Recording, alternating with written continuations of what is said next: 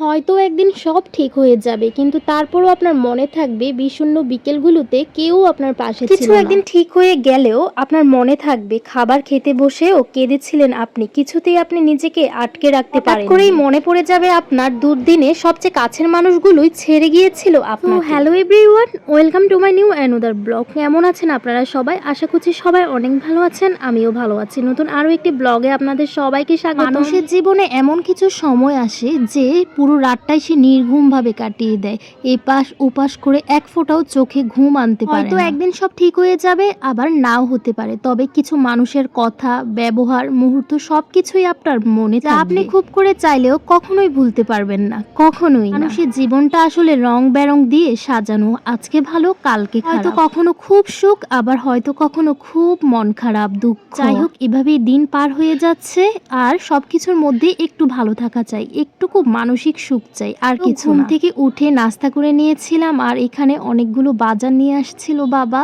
বিভিন্ন রকমের সবজি। তো সবজিগুলো গুছিয়ে রাখছিলাম, আর কিছু সবজি পলিথিনে বেঁধে ফ্রিজে রেখে দিয়েছিলাম, নয়তো নষ্ট হয়ে যেতে পারে। তারপর জানালাটা খুলে দেখি আকাশটা খুব মেঘাচ্ছন্ন হয়ে আছে, মনে হয় বৃষ্টি আসবে। তবে বৃষ্টি আসার আগ মুহূর্তটা কিন্তু খুব বেশি সুন্দর হয়, তাই না? ভাবতে না ভাবতে দেখি বৃষ্টি চলে আসলো। দরজা খুলে একটু বাইরে দাঁড়ালাম, আর দেখি বৃষ্টি পড়ছে, আর বৃষ্টির ছোঁয়ায় গাছগুলো যেন প্রাণ ফিরে পেল। আর বৃষ্টি দেখতে তো খুব পছন্দ করি।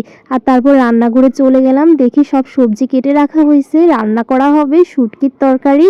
এখানে বিভিন্ন রকমের সবজি ছিল, সাথে ছিল কাঁঠালের বিচিও। আর পেঁয়াজ রসুন বেশি করে কেটে রাখা হয়েছিল। শুটকিগুলোকে তো বারবার গরম জল দিয়ে ধুয়ে আবারও ভিজিয়ে রাখা হয়েছে। আর তারপরে যে রান্না তো বসিয়ে দেওয়া হলো, রান্না তো প্রায় হয়েই গেছে। এখানে অনেক রকমেরই সবজি ছিল, যেমন কইডা, তারপরে ডাঁটা, আলু, আরও বিভিন্ন রকমের সবজি ছিল। আর এই যে রান্না হয়ে গেল, আর এখন ভাত খাবো। সবজিটা অনেক মজা হয়েছে। শুধু শুটকিও ছিল, যারা শুটকির গন্ধের জন্য শুটকি খেতে পারেন না, তারা বিভিন্ন সবজি দিয়ে এভাবে তরকারিটা ট্রাই করে দেখবেন, অনেক ভালো লাগবে। আর সাথে ছিল লেবু। লেবুর সেন্টটা এত সুন্দর, যখন কাটছিলাম তখনই যেন পুরো ঘরটা সুন্দর একটা গন্ধে ভরে যায়। আর লেবুটা দিয়ে ভাত খেতে তো আরো বেশি শান্তি লাগে। আর তারপরে এই যে দুপুরে খাওয়া দাওয়া করে একটু রেস্ট করে নেই, সন্ধ্যায় অনেক বেশি খিদে পাইছিল। আর এখানে ছোটবেলার মতো সিম্পল ভাবে একটু নুডলস রান্না করে নেই, যেমন পেঁয়াজ, মরিচ, আলু, ডিম দিয়ে নুডলসটা রান্না করে নেই, মিষ্টান্ন নুডলস। আর এক কাপ চা তো আমার খাওয়াই লাগে, সকাল বলেন আর সন্ধ্যা বলেন। এই যে সন্ধ্যায় নুডলস আর এক কাপ চা, এক নিমিষে যেন খিদেটা দূরে সরে গেল। নুডলসটা কিন্তু খেতে বেশি ভালো লাগছে। আমরা তো নুডলস রান্না করলে এখন চিকেন প্লাস অনেক রকমের সবজি দিয়ে রান্না করি, এভাবে কিন্তু মাঝে মধ্যে সিম্পলভাবে খেতেও অনেক ভালো লাগে।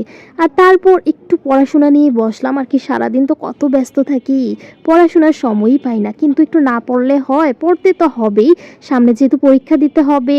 আর একটু বই নিয়ে একটু নাড়াচাড়া করছিলাম। রাতে অল্প একটু খেয়ে ছেলের সাথে খুনসুটি করতে করতে আজকের দিন গেল। তো সবাই ভালো থাকবেন।